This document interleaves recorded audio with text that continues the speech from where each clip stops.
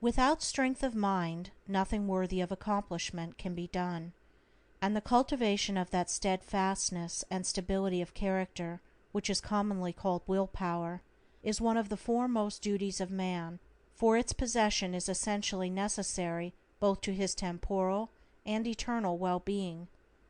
Fixedness of purpose is at the root of all successful efforts, whether in things worldly or spiritual, and without it man cannot be otherwise than wretched, and dependent upon others for that support which should be found within himself.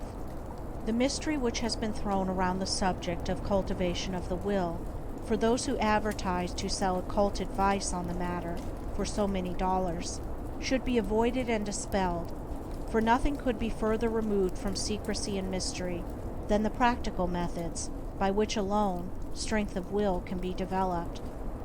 The true path of will cultivation is only to be found in the common everyday life of the individual, and so obvious and simple is it that the majority, looking for something complicated and mysterious, pass it by unnoticed. A little logical thought will soon convince a man that he cannot be both weak and strong at the same time, that he cannot develop a stronger will while remaining a slave to weak indulgences, and that therefore the direct and only way to that greater strength is to assail and conquer his weaknesses. All the means for that cultivation of the will are already at hand in the mind and life of the individual. They reside in the weak side of his character, by attacking and vanquishing which the necessary strength of will be developed. He who has succeeded in grasping this simple, preliminary truth will perceive that the whole science of will cultivation is embodied in the following 7 rules. 1. Break off bad habits. 2. Form good habits. 3. Give scrupulous attention to the duty of the present moment. 4. Do vigorously and at once whatever has to be done. 5. Live by rule. 6. Control the tongue. 7. Control the mind. Anyone who earnestly meditates upon and diligently practices the above rules will not fail to develop that purity of purpose and power of will which will enable him to successfully cope with every difficulty and pass triumphantly through every emergency. It will be seen that the first step is the breaking away from bad habits. This is no easy task. It demands the putting forth of great efforts, or a succession of efforts, and it is by such efforts that the will can alone be invigorated and fortified.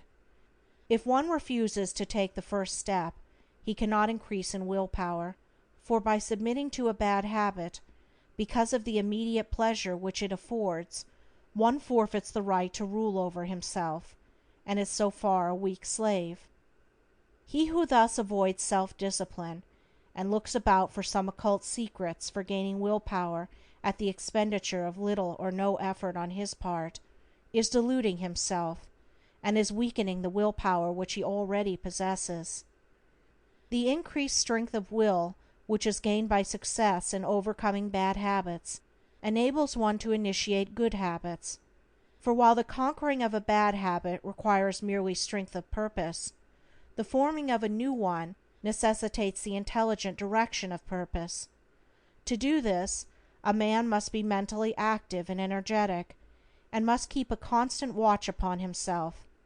As a man succeeds in perfecting himself in the second rule, it will not be very difficult for him to observe the third, that of giving scrupulous attention to the duty of the present moment. Thoroughness is a step in the development of the will which cannot be passed over. Slipshod work is an indication of weakness. Perfection should be aimed at, even in the smallest task.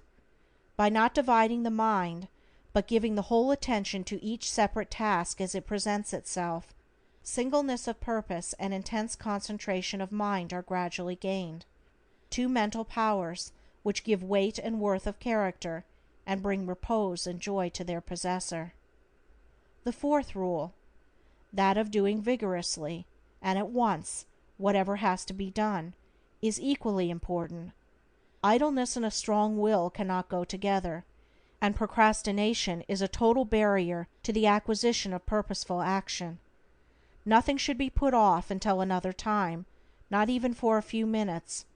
That which ought to be done now should be done now. This seems a little thing, but it is of far-reaching importance. It leads to strength, success, and peace.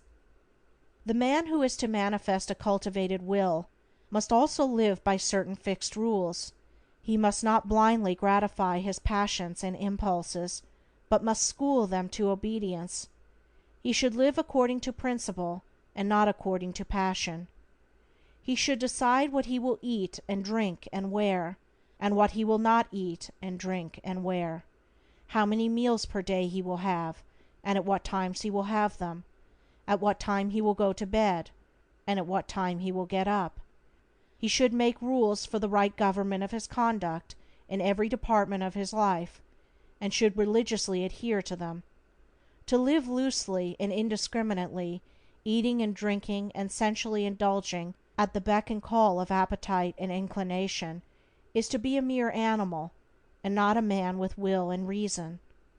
The beast in man must be scourged and disciplined and brought into subjugation, and this can only be done by training the mind and life on certain fixed rules of right conduct. The saint attains to holiness by not violating his vows, and the man who lives according to good and fixed rules is strong to accomplish his purpose. The sixth rule, that of controlling the tongue, must be practiced until one has perfect command of his speech, so that he utters nothing in peevishness, anger, irritability, or with evil intent. The man of strong will does not allow his tongue to run thoughtlessly and without check. All these 6 rules, if faithfully practiced, will lead up to the 7th, which is the most important of them all, namely, rightly controlling the mind. Self-control is the most essential thing in life, yet least understood, but he who patiently practices the rules herein laid down, bringing them into requisition in all his ways and undertakings, will learn, by his own experience and efforts, how to control and train his mind, and to earn thereby the supreme crown of manhood, the crown of a perfectly poised will.